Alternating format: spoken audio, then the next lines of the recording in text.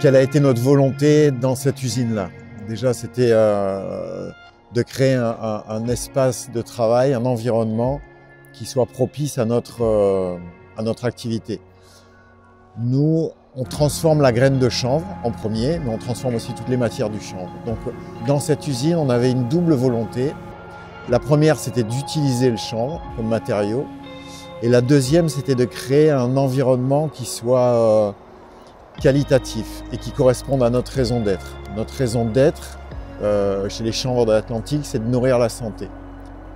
Comme dans cette usine, on va transformer de la graine, on voulait déjà que le grain soit dans un environnement harmonieux pour qu'il ne perde pas ses propriétés nutritionnelles et pour qu'il garde ses qualités vibratoires. Mais on voulait aussi que les gens qui travaillent dans l'usine soient dans un environnement harmonieux et dans un environnement vibratoire élevé. Donc pour ça, on n'avait pas envie d'utiliser des matériaux issus de la pétrochimie ou des matériaux qui n'étaient pas nobles pour nous. Or, le chanvre est un matériau noble. Donc on avait cette double volonté d'utiliser le chanvre pour ces deux raisons. Un, parce que c'est la plante elle-même qu'on cultive et qu'on transforme, et qu'on est la première usine qui est construite dans les matériaux elles-mêmes qu'elle transforme. Et deux, de créer un environnement propice. Donc pour ça, il fallait vraiment qu'on ait quelqu'un qui comprenne notre volonté et qui soit à même de résoudre les problèmes technologiques qu'on avait. On a beaucoup de chambres froides dans ces bâtiments et on avait besoin de construire des chambres froides en béton de chanvre. Nous, les chambres froides qu'on a aujourd'hui dans la première usine qu'on avait en location, c'est du polystyrène de 20 cm de large qui isole que dalle. Donc les moteurs sont obligés de tourner sans arrêt et on bouffe énormément d'énergie.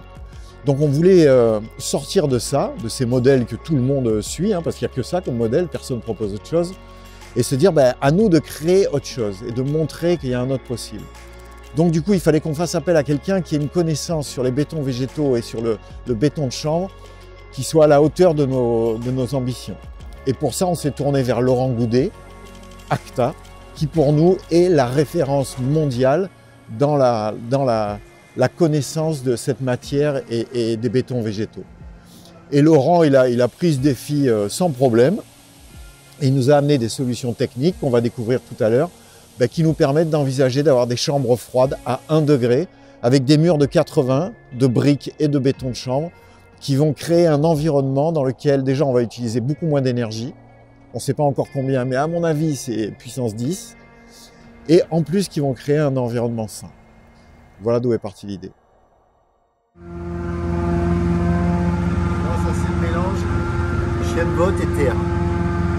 C'est ça qu'ils arrivent à projeter. Ça, c'est l'intérieur de la tige du cannabis, du chanvre. C'est juste mélangé avec de la terre qui est là. Et ça, tu projettes ça avec de l'eau et ça fait de la pierre.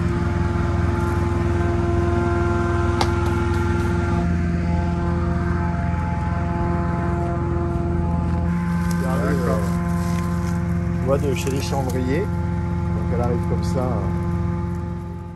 Donc je suis Laurent Goudet, je gère une entreprise qui se situe dans le Morbihan, en Bretagne, et qui développe depuis maintenant plus d'une vingtaine d'années la valorisation du granulat végétal en isolation au travers d'un système que j'ai développé en interne avec une machine. Et donc depuis 20 ans, on a passé un peu toutes les étapes de la découverte et de la fiabilisation du système. Donc l'idée, c'est de valoriser au maximum le granulat végétal, le chanvre en l'occurrence, pour produire des isolations des bâtiments. Donc aussi bien sur du bâti ancien, en rapportant des épaisseurs d'isolant sur les murs existants, mais aussi sur des bâtiments neufs, où là on va produire l'enveloppe complète du bâtiment, donc avec un matériau monomasse et le béton de chanvre constituant la totalité de l'épaisseur du mur, ce qui va permettre au bâtiment de se comporter un peu comme les bâtis anciens, c'est-à-dire en gérant les transferts de vapeur. Et donc la production d'énergie par évaporation et captation de vapeur d'eau.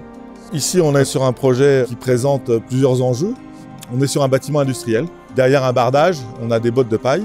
Et nous, on a un support donc, qui est constitué d'un empilement de bottes de paille sur lequel il va falloir faire des enduits intérieurs Et sur ce projet-là, on avait essayé de mettre en place un concept vraiment vertueux, à savoir valorisation des argiles, des terres, pour faire des enduits intérieurs à la terre.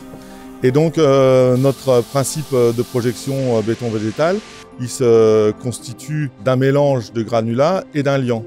Et sur ce chantier, on va à la fois projeter des bétons constitués de chanvre et de chaux, dans certains cas, et également de chanvre et d'argile dans d'autres cas.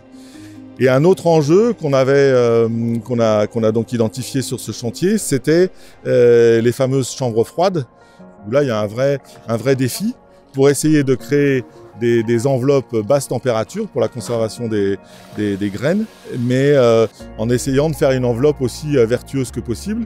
Et l'idée, ça a été de constituer toute la mécanique de la chambre froide avec des briques de terre crue et une enveloppe isolante en béton végétal.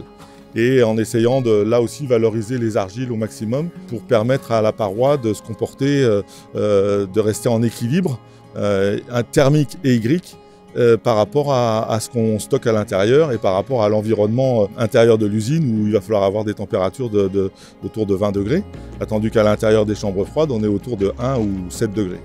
Donc il y a un vrai enjeu autour de ça. Et donc, en allant un petit peu plus loin dans la démarche, on a donc imaginé pouvoir valoriser des terres locales pour produire des briques. Donc on a toute la démarche d'identification des argiles locales, de faire de l'affinage, c'est-à-dire préparer les terres, produire des briques sur site, et ensuite de ça, maçonner la brique avec des argiles et venir produire l'enveloppe isolante avec l'argile également et le chanvre. Et quand les clients, des clients comme vous, mais après si on montre ça, ça veut dire qu'il y a d'autres clients potentiels qui vont être intéressés, motivés par ça, il va y avoir des demandes qui vont se mettre en place. Il va falloir que le marché y réagisse. Aujourd'hui, on a plus de demandes que d'offres. Aujourd'hui, il n'y a pas d'entreprise capable de faire ça, de faire ce qu'on fait là. En tout cas, de réunir en une seule compétence ou un seul interlocuteur la totalité du système. Donc il faut bien que tout ça, ça se développe. Et c'est en faisant ce genre de projet, en faisant ce genre de chantier un petit peu ambitieux, qui fait qu'on montre et on démontre que ça fonctionne.